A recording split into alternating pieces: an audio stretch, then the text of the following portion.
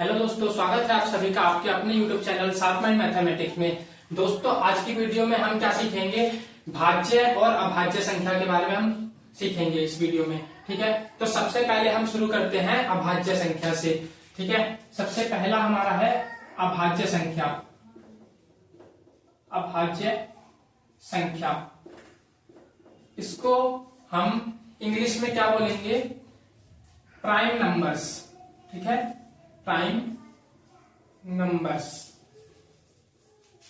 ठीक है, इसको हम बोलते हैं प्राइम नंबर्स, अभाज्य संख्या।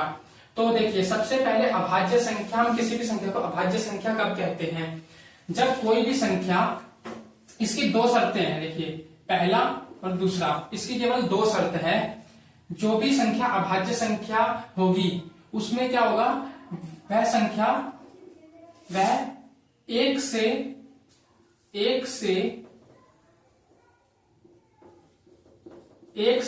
भाग हो, यानी कि जो भी संख्या एक से भाग हो और स्वयं से भाग हो, स्वयं से भाग हो। ठीक है, इसके अलावा और किसी संख्या से भाग ना हो, तो ऐसी संख्याओं को क्या बोलते हैं, अभाज्य संख्या। अब एग्जांपल देखिए, ये आपका 2 है। ठीक है, 2 को आप एक तो 1 से भाग कर सकते हो, यानी कि इसको हम 1 से भाग करेंगे तो कितना आएगा हमारा, 2 आएगा। अब इसी 2 को अगर हम इसके स्वयं से यानी कि 2 से भाग करेंगे तब कितना आएगा, तब भी आपके पास क्या आएगा, तब कट के आ जाएगा 1।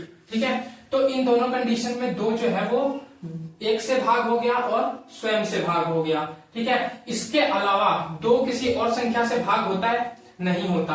तो ऐसी संख्याओं को क्या बोलते हैं हम, अभाज्य संख्या, यानी कि प्राइम नंबर्स। ठीक है, अब जैसे कि 3 है। ठीक है, तो 3 भी क्या है, देखो ये 1 से भाग हो जाएगा और स्वयं से भाग हो जाएगा और किसी संख्या से भाग नहीं होगा, तो इसका मतलब 3 भी क्या है, अभाज्य संख्या है। ठीक है, इसके अलावा 5 है, इसी प्रकार से 7 है, और आपका 8 तो नहीं होगा, 9 भी नहीं होगा, 10 भी नहीं होगा, 11 आएगा। ठीक है, 11, इसके बाद 12 नहीं होगा, 13 होगा, इसके बाद 14 नहीं होगा, 15 भी नहीं होगा, 16 भी नहीं होगा, 17 होगा। ठीक है, 17, फिर 19, फिर 23, इस प्रकार से चलते रहेंगे। ठीक है, तो ये सारी संख्याएं क्या है, अभाज्य संख्याएं। ये सारी संख्याएं 1 से और स्वयं से भाग होती हैं, उनके अलावा और किसी संख्या से भाग नहीं होती। ठीक है, अब इसमें नोट करने वाली कुछ बातें हैं। ठीक है, इसमें कुछ नोट करने वाली बातें हैं। क्या है, पहली है कि अब हमारी बात आती है, हमने 2 से शुरू किया, अब 1 क्या है, 1 भाज्य है या अभाज्य संख्या है। तो देखिए, 1 जो है, 1 हमारी जो संख्या 1 है वो क्या है, 1 ना तो भाज्य है और न ही अभाज्य। ठीक है, जो 1 है वो ना तो भाज्य है और न ही अभाज्य है। ठीक है, एक स्पेशल केस है ये। दूसरा पॉइंट क्या है जो नोट करने योग्य है, कि हमारा 1 से 100 तक कुल 25 अभाज्य संख्या है। अगर आप निकालने बैठे इस प्रकार से 1 से लेकर 100 तक के बीच में, तो कुल आपकी 25 ऐसी संख्याएं निकलेंगी जो अभाज्य संख्या है। ठीक है, अब देखिए, सेकंड नंबर पे हमारा आता है भाज्य संख्या। भाज्य संख्या, इसको बोलते हैं इंग्लिश में कंपोजिट नंबर्स। Composite numbers. ठीक है, ये होता है हमारा कंपोजिट नंबर्स। तो ये कौन सी संख्याएं होती है, यह वह संख्याएं होती है, वह संख्या,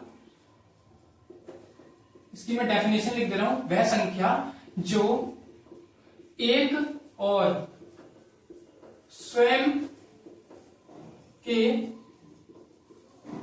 अलावा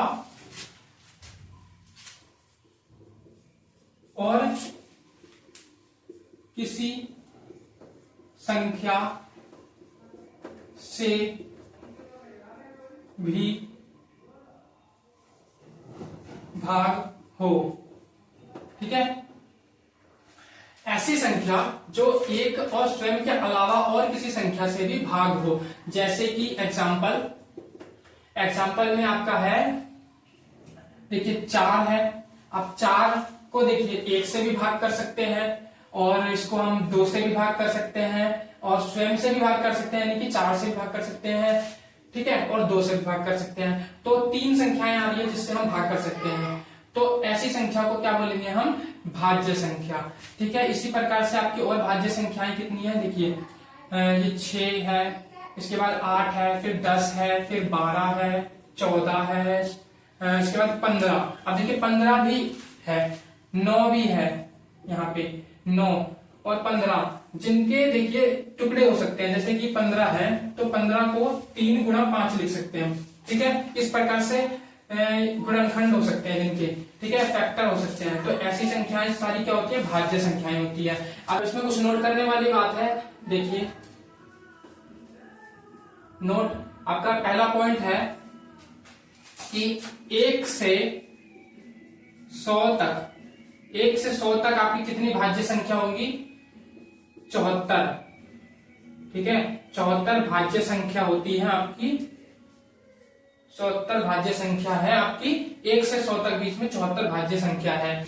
दूसरा पॉइंट होगा आपका 2 के अलावा सभी सम संख्या, सभी सम संख्या क्या होती है? भाज्य संख्या होती है। ठीक है, लेकिन क्या? लेकिन सभी भाज्य संख्या